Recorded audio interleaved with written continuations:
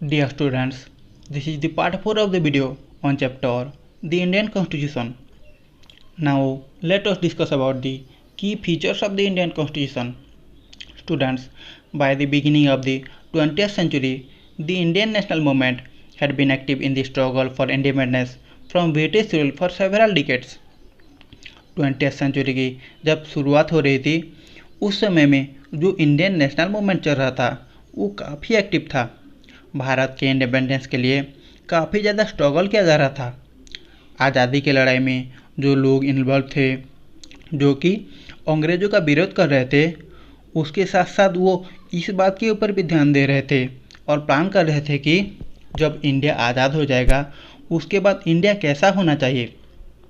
Under the British they had been forced to obey rules that they had very little role in making. British शासनकाल के दौरान जो Britishers के द्वारा rules बनाया जाता था, लोगों को उन रूल्स को फॉलो करने के लिए फोर्स किया जाता था। Students, the long experience of authoritarian rule under the colonial state convinced Indian that Free India should be a democracy in which everyone should be treated equally and be allowed to participate in government. जो Britishers ने India में forcefully शासन चला रहे थे, उस चीज़ ने भारत के लोगों को इस चीज़ के लिए कन्विंस किया कि जो फ्री इंडिया होगा उसमें डेमोक्रेसी होगी और उस डेमोक्रेसी के अंदर सभी लोगों को इक्वली ट्रीट किया जाएगा। सभी लोगों के पास अधिकार होगा कि वो गवर्नमेंट में पार्टिसिपेट कर सके। अब बचा हुआ पार्ट ये था कि जो डेमोक्रेटिक गवर्नमेंट है वो किस तरह से इंडिया में सेटअप होगा, उसके लिए रूल्स रेगुलेशंस बनानी थी कि किस तरीके से डेमोक्रेटिक गवर्नमेंट फंक्शन करेगी। अब उन रूल्स को डिटरमाइन करना था। And this was done not by one person but by a group of around 300 people who became members of the Constituent Assembly in 1946 and who met periodically for the next 3 years to write Indian Constitution. देश के rules बनाने के लिए 1946 में लगभग 300 लोगों की एक ग्रुप बनाया गया जो कि सभी कॉन्स्टिट्यूएंट असेंबली के मेंबर्स थे। उन लगभग 300 मेंबर्स 3 वर्ष तक भारत के कॉन्स्टिट्यूशन को लिखे। Students, there was an extraordinary sense of unity amongst the members of the Constituent Assembly. Constituent Assembly के जो 300 मेंबर्स थे उनके बीच में एक सेंस ऑफ यूनिटी देखने को मिला था। इन्होंने कॉन्स्टिट्यूशन के सभी प्रोविजंस पर डिस्कस किए और सबकी सहमति से इसको लिखा गया। The above photo shows Sardar Vallabh भाई Patel, a prominent leader of the Constituent Assembly. Students, इस फोटो में आप लोग सरदार वल्लभ भाई पटेल को देख सकते हो जो कि कॉन्स्टिट्यूएंट असेंबली के एक प्रोमिनेंट लीडर थे, एक प्रमुख लीडर थे। Students, this members of the constituent assembly had a huge task before them.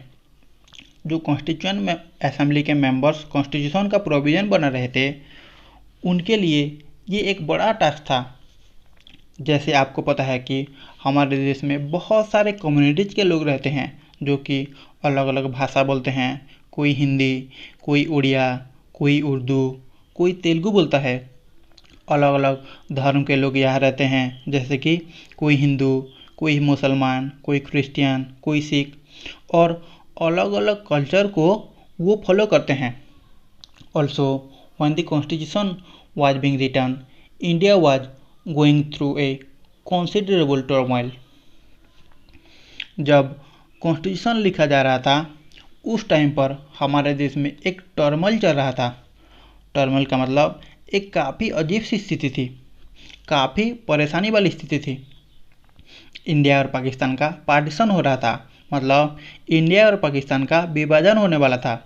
जो बहुत सारे प्रिंसली स्टेट थे जहाँ पर राजा शासन कर रहे थे, वो अभी तक डिसाइड ही नहीं कर पा रहे थे कि उनको इंडिया के साथ जाना है या फिर पाकिस्तान के साथ जाना है या अलग रहना चाहते हैं।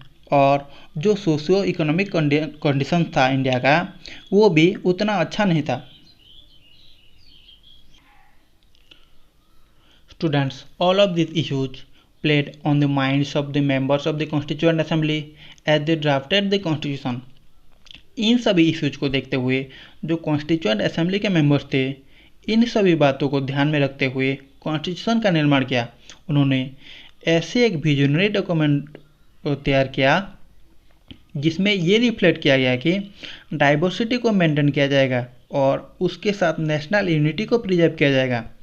कॉन्स्टिट्यूशन के फाइनल डॉक्यूमेंट में सोशियो इकोनॉमिक रिफॉर्म्स के माध्यम से गरीबी को कैसे हटाया जाए उसके बारे में भी लिखा गया है और एम्फासाइज किया गया है कि लोग अपने रिप्रेजेंटेटिव चुनने में एक क्रूशियल रोल प्ले करेंगे। Students, you all know that Baba Saheb doctor Ambedkar is known as the father of the Indian constitution. Baba Saheb doctor Ambedkar को इंडियन कॉन्स्टिट्यूशन का फादर कहा जाता है। डॉक्टर अंबेडकर मानते थे कि जो कॉन्स्टिट्यूशन असेंबली में उनका पार्टिसिपेशन था वो शेड्यूल कास्ट के लोगों के अधिकार को बचाने में बहुत मदद किया। आप लोग इस फिगर में डॉक्टर बाबा साहेब अंबेडकर को देख सकते हो जिनको कि इंडियन कॉन्स्टिट्यूशन का फादर कहा जाता है। Students, let us discuss about the first feature of Indian Constitution, that is federalism. Students, federalism refers to the existence of more than one level of government in the country. Students, अगर हम federalism की बात करें इसका मतलब है जब कोई कंट्री में एक से ज़्यादा लेवल ऑफ गवर्नमेंट हो उसको फेडरलिज्म कहते हैं। In India we have government at the state level and at the centre. जैसे कि आप लोग जानते हो हमारे देश में दो लेवल पे गवर्नमेंट है, जैसे कि स्टेट लेवल और सेंट्रल लेवल। स्टेट लेवल पे चीफ मिनिस्टर और गवर्नर शासन करते हैं और सेंट्रल लेवल में प्राइम मिनिस्टर और प्रेसिडेंट शासन करते हैं। Panchayati Raj is the third tier of government. Third level पर मतलब लोकल लेवल पर भी गवर्नमेंट होता है, उसको पंचायती राज कहते हैं, जिसको कि हम क्लास 6 में ही पढ़े थे। स्टेट गवर्नमेंट के बारे में हम क्लास 7 में पढ़े थे और इसी क्लास 8 में हम सेंट्रल गवर्नमेंट के बारे में पढ़ने वाले हैं। Students, the vast number of communities in India mean that a system of government needed to be divided that did not involve only person sitting in the capital city of New Delhi and making decisions for everyone.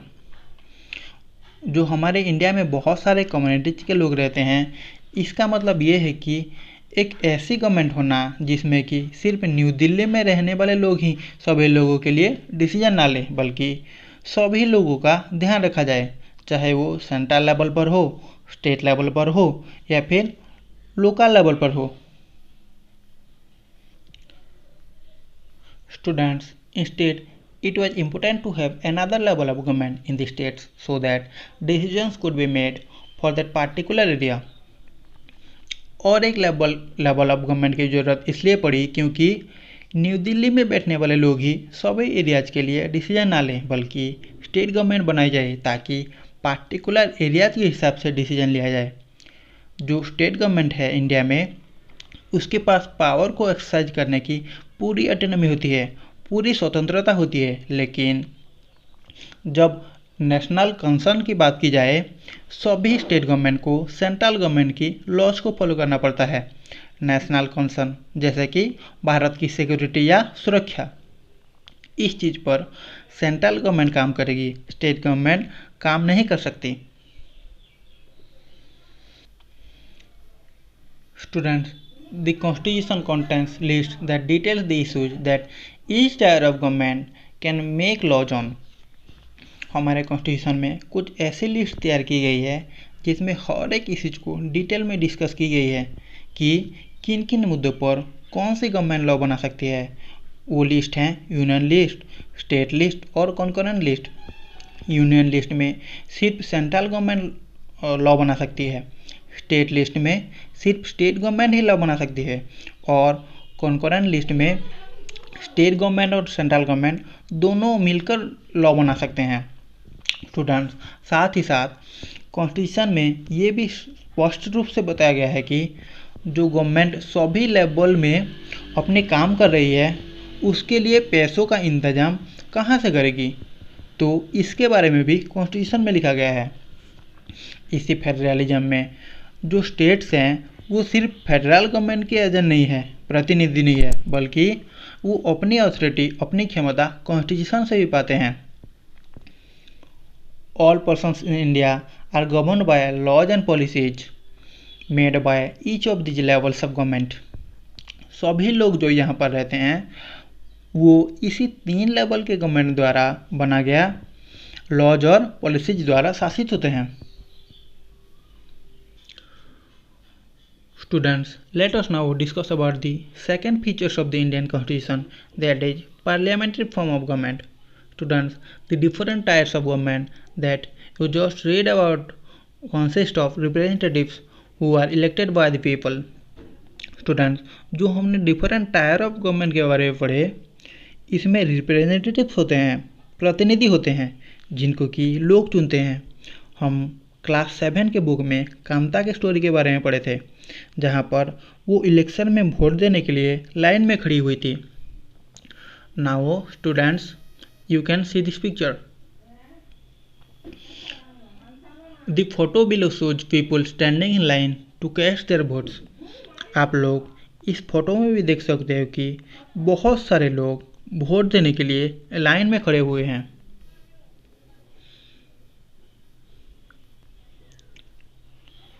Students, the Constitution of India guarantees universal adult suffrage for all citizens. Bharat के संविधान सभी लोगों के लिए universal adult suffrage निश्चित कराता है। Universal adult suffrage का मतलब है भारत में जितने भी लोग हैं जिनका उम्र 18 या उससे ऊपर हो, उसको वोट देने का अधिकार है और प्रतिनिधि चुनने का अधिकार है। स्टूडेंट्स, जो कॉन्स्टिट्यूएंट असेंबली के मेंबर्स थे, जब वो भारत के संविधान बना रहे थे, वो फील करे कि फ्रीडम स्ट्रगल के बाद सभी लोगों को यूनिवर्सल एडल्ट सफरेज प्रोवाइड करानी चाहिए। ये यूनिवर्सल एडल्ट सफरेज सभी लोगों के मन में एक डेमोक्रेटिक माइंडसेट का प्रोत्साहित करेगा और जो लोगों के बीच कास्ट, क्लास और जेंडर का भेदभाव था उसको भी तोड़ेगा और लोग एक दूसरे के साथ मिलजुल कर रह सकेंगे।